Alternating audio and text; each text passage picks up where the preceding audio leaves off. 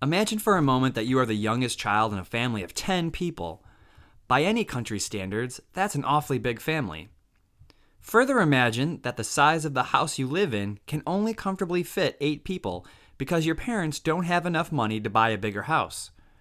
Where then are you going to sleep? How will your family ration food to feed everyone? Unfortunately, this is an analogy that is playing out on a global level. The too small of a house problem is actually the same one our planet Earth is now facing, and our growing family is our global population. In other words, our planet is becoming too small to take care of the growing number of people living in it. At the center of population growth is the extent to which the global population growth threatens the Earth's carrying capacity, which refers to the maximum number of humans or animals that can survive within a given area. Overpopulation, too many people living in an area that has inadequate resources to support them, has been a global concern for centuries. The growing global population is also affecting some groups of people more than others. In our previous analogy, if you are part of a family of 10 but live in a house that only fits 8, that carries with it serious implications. You may not have a place to sleep, nor have enough food with which to feed yourself. Thus, population problems must be seen in the context of consumption. The population of the developed world, which consumes a lot, is seen as a big problem for the world's resources.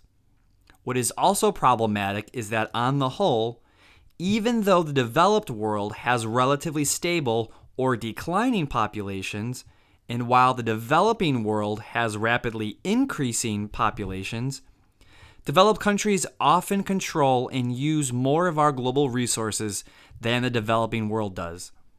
This disparity of resource consumption has deep historical roots. For example, compared with the developing world, Europe has always had a smaller population. However, the Industrial Revolution and the scientific advances in agriculture, science, and weaponry made Europeans prosperous and allowed these countries to not only support themselves, but also allowed them to conquer and colonize other parts of what is now the developing world. As a result, the developing world was left at a distinct disadvantage in being able to develop once the European powers left. The developing nations had most of their resources taken away, and they didn't have the long history of being able to develop like the Europeans had. The greatest impact of this economic, political, and social domination by less populated developed countries is that it has created a lasting state of inequality within more heavily populated developing countries. Due to a historical lack of resources, developing countries have inadequate education systems, low rates of contraception usage, and subsistence-based economies that require large labor forces. All of these factors lead to rapid population growth. This state of inequality is only made worse because many developing countries abide by cultural norms that value large families or that value beliefs that large families are needed so children can support the parents. Even though overpopulation in the developing world often leads to high rates of poverty overall, countries such as China and India are slowly shifting economic and political power as emerging market economy countries. While poverty isn't as big of a problem for developed countries versus developing countries, they too have their own population issues. For instance, the United States has historically become so prosperous globally that immigration rates are increasing and could eventually put a strain on its carrying capacity over time. Other developed countries are actually seeing a decline in population rates. Russia, for example, has high rates of communicable disease, alcohol poisoning, environmental problems, and abortion rates, which have all led to the sharp decline in their overall population. Again, if we think back to our too small of a house analogy, the easiest solution might be to find a way to get a bigger house. Unfortunately, this solution isn't possible when our house is our planet. The Earth isn't going to grow anymore, and except for moving to a bigger planet, we need to find other solutions to keep our global population rate in check. The goal of addressing global population growth is to keep the global replacement rate stable. The replacement rate is the rate at which the number of people leaving the Earth, either through death or migration to different regions within, balances out the rate at which people are entering a region by birth or immigration. Governments and non-governmental organizations have done a number of things to try and address problems arising from rapid population growth.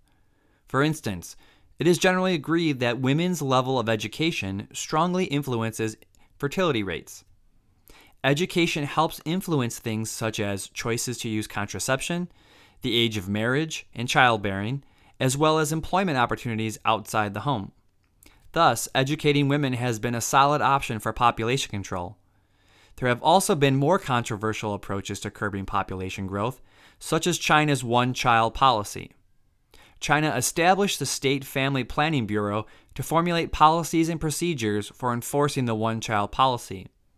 Family planning committees at the local level, a part of the Communist Party, are responsible for rewarding those who comply with the policy and punishing those who violate the one-child policy. The issue of controlling the global population has been to ensure that overpopulation doesn't risk the collapse of the globe's carrying capacity. Currently, the global replacement rate is not stable. Also, historically, developing countries have had more issues of overpopulation than developed countries. This is because of the historical roots of colonization and the industrial and scientific advancements made by some countries before others. Developed countries do, however, have their own population issues and are actually in some parts experiencing a decline in overall population. To combat the issue of overpopulation in developing countries, governments and non-governmental organizations have tried to increase educational opportunities for women, and in some extreme cases, such as China, have instituted a one-child policy.